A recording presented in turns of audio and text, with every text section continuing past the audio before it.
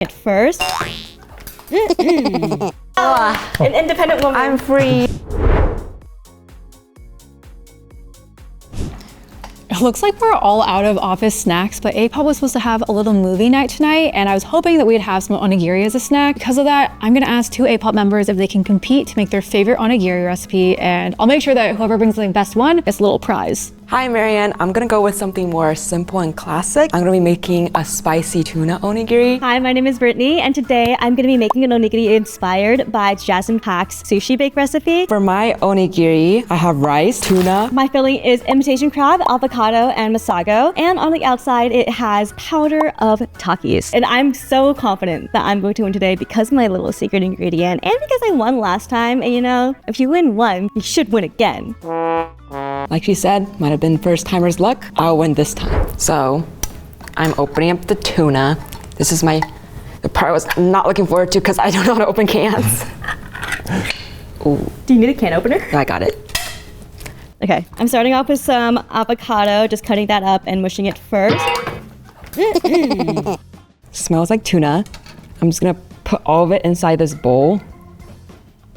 I'm gonna put a bunch of Kewpie mayo in it. That way, we're just gonna get this over with. I know this is probably the second cleanest part of the journey. We do need to shred these imitation crabs as soon as I get this open. Oh no. Oh no. I'm kind of over it. Oh, okay, there we go. And this is kind of how I shred it. I just kind of just gonna roll it up. And then because I want them in little pieces, so I will be using Kewpie mayo to make my crabs a little more flavorful. Historically, onigiri were used for what purpose? A, religious. B, currency. C, portable meals for travelers and warriors. Or D, building materials. Brittany? I want to say C. C sounds the most logical. Correct. Yay! What is the main culinary reason for salting the outside of onigiri? A, to enhance sweetness. B, to create a crispier texture. C, to help preserve the rice. D, to balance out the spicy filling. Balance out the spicy filling. Brittany, you could take it. C. Yes. Yeah? Yeah. I honestly forgot what C said. Okay, Brittany, since you got it right, you get to choose the punishment for Marianne. You have 2 options, the cone of shame or no gloves when it comes to wrapping the onigiri. Say it with me. Cone of shame! No. Yeah! I love the cone of shame.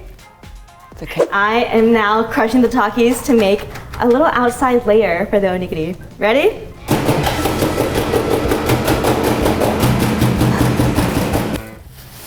Spicy, hot, like a bag of Takis.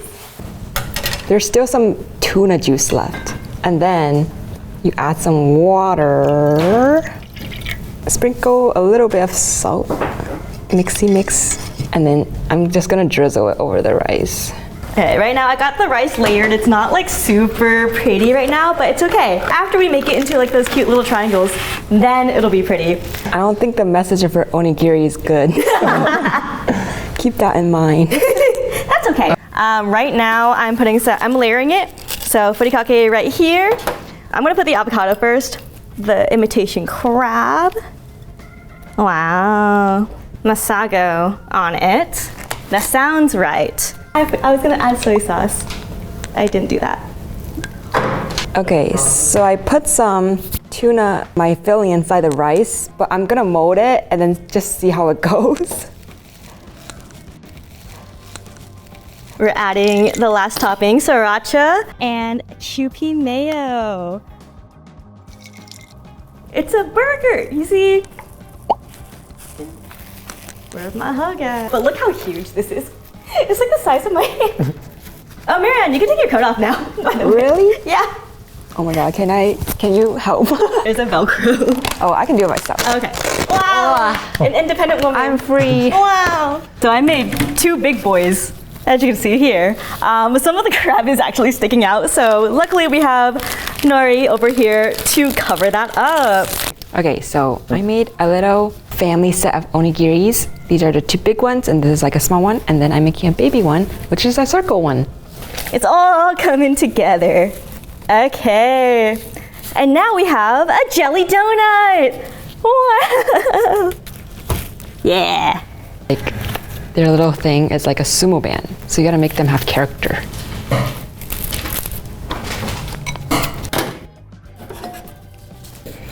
It's okay. This is huge. Look at how big this is compared to my hand.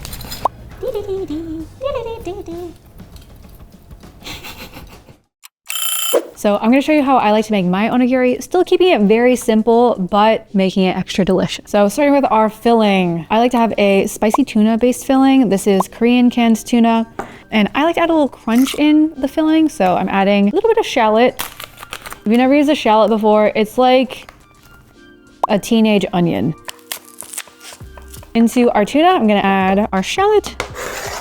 And then into this mixture, I love the combo of sriracha and kiwi mayo. Of course, Japanese mayo. You could use American, but why would you? The next most important part of the onigiri is obviously the rice. So to season my rice, I'm adding a little bit of sugar, salt, and soy sauce. So our next step is assembling. I feel like this is one of the most intimidating parts of making onigiri, especially if you don't have one of those nice little plastic onigiri molds. But something that we likely all have at home is plastic wrap. I'm just gonna pull out a like square amount. I feel like it's easy if you just lay it down like this. I'm gonna lay out a little bit of my rice. I think also another common mistake with making onigiri is trying to overstuff it and then it just falling apart. They just don't always have the best structural integrity. Just starting out with a little bit and then I'm gonna wrap it up and squeeze. This next step is totally optional. A lot of onigiri are not pan fried after, but I like to cook it in a little bit of oil over medium heat in ideally a non-stick pan so that the outsides can get a little crispy. Sometimes you can glaze the outside a tiny bit and I just feel like that's delicious.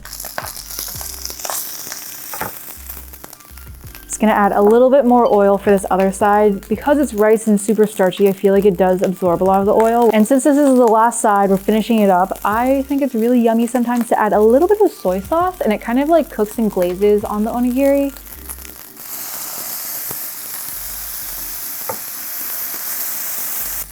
They're probably good to go. Ooh, yeah. I'm gonna turn off the heat and get a plate and plate these up. And now I have my finished onigiri. They're so cute. I love the look of the crisped rice on the sides. It just looks like it's gonna be crunchy and makes me salivate. So I'm very excited to eat these. For my rice, I seasoned mine. It doesn't have to be seasoned, but it needs to be the right proportion of filling to rice so that in each bite, there's a good balance of flavor and the yummy starchiness of the rice. So I will be looking for those things in my friends' dishes. This is my onigiri. It is filled with imitation crab, avocado, and masago, and it's topped with Takis. This is my onigiri family. Inside is spicy tuna, and then the mom and the daughter has the furikake toppings on them. Oh my gosh.